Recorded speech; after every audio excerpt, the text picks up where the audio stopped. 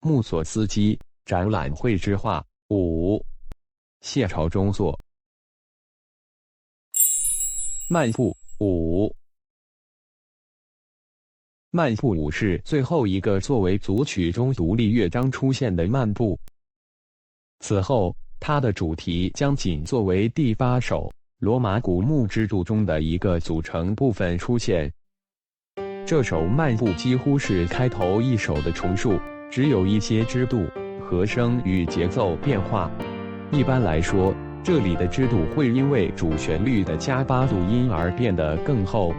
与其第一个版本相比，第5个漫步的速度标记省略了 senza allegria 标示，来自意大利语，没有快乐。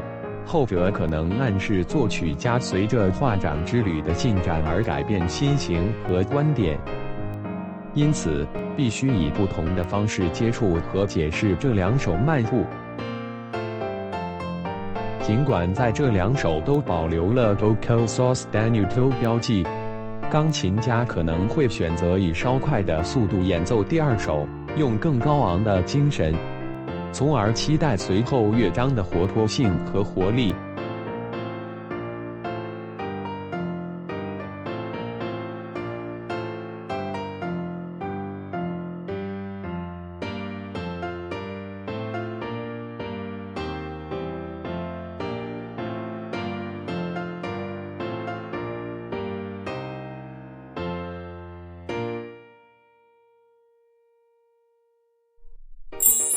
7. 利摩日市场。好消息 Stursup 描述了 Hartmann 的图画，老妇人在利摩日，法国中西部城市的博览会上吵架。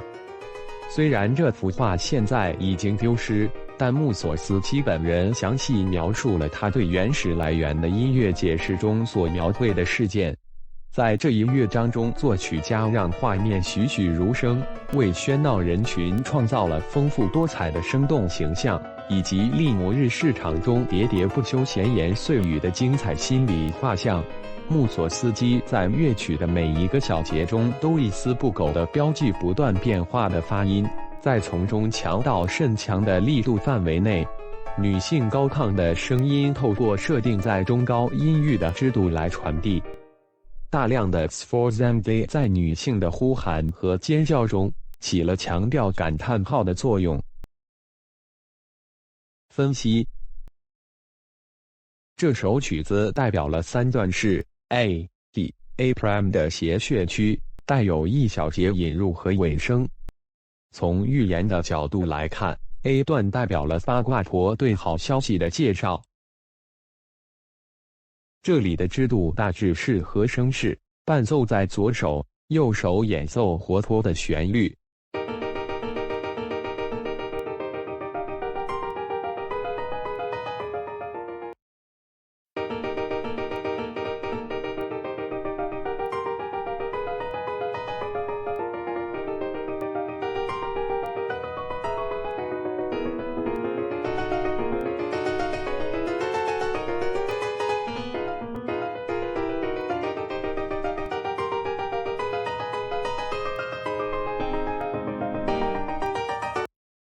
本节对话的唯一元素是在第6至第8小节中，在那里改变旋律片段是由双手演奏的。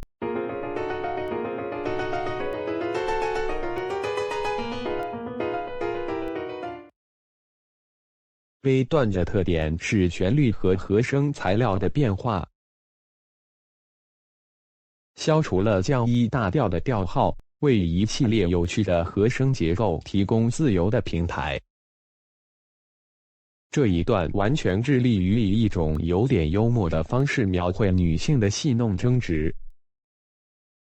激烈的争论在第25小节达到顶峰，整个乐章中唯一将支度还原到一致、动态达到极强的地方。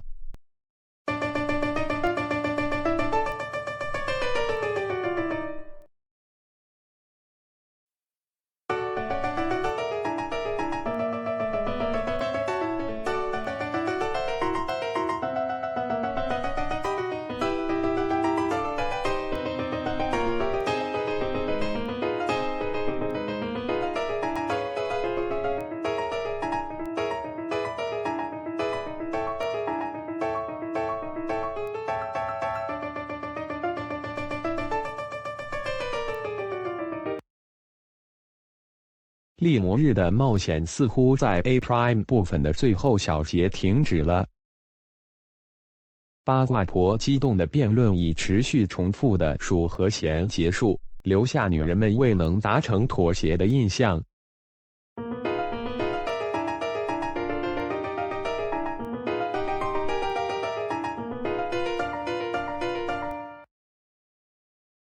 尾声中的兴奋感通过更短的音符值、强劲的动态和 Mark Lotto 的支度被大大的放大。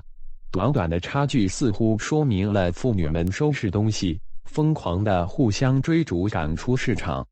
乐曲以上升的半音段结束，标记为 Poco Accelerando， 在没有准备的情况下进入到下一个乐章 Attacker。8.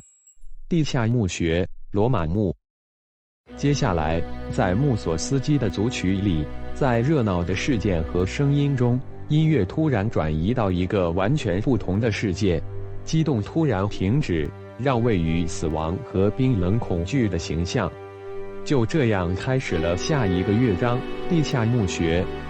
根据 Stasuk 的说法，这幅画的是 Hartmann 本人和他的朋友 Lazuli Gano， 伴随着提着灯笼的向导。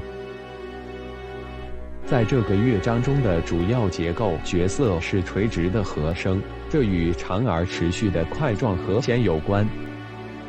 Sknik 写道，作为描绘人类世界现实及其精神的表达方式，该乐章缺乏明确定义的旋律。因为地下墓穴的主角不是人类，而是死神的形象。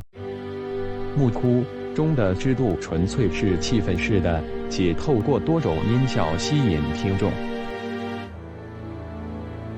它们是透过持续的音响、突然的加度变化，从 FF 到 PP 和 SF 到 P， 以及不寻常的、不和谐的和声转变而产生的。这些元素创造了令人不寒而栗的超现实音乐形象。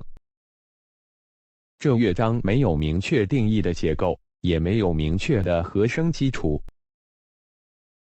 可能揭示这一乐章的结构和和声轮廓的唯一线索是11、22和30小节的休止符。本质上，休止符划分了乐章的3个乐句。